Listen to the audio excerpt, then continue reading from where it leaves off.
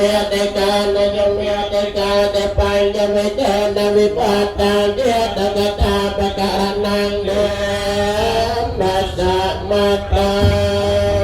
សូមទេវតាទៅប្តឹងឲ្យដំណឹងយ៉ាងនេះតារីជនធ្វើឲ្យនំស្រីឬប្រុសបានជ្រាំងថ្លាកសាងពុញកិរិយាវត្ថុជាផ្លូវឆាតឆាយហើយគេឧទ្ទិសផលឲ្យបានដល់អ្នកទាំងឡាយសូមមានចិត្តស្រស់ស្រាយបន្ទន់កាយទទួលយំលោកទាំងអស់នោះដែលបានរួមក៏រៀងមកសូមឲ្យបានបរិភោគនៅអាហារទៅព្រោះបានសាទាំងអនុណាបានសុខាសពក្រុមប្រាអាហារយ៉ាងចំណានសូមឲ្យបាន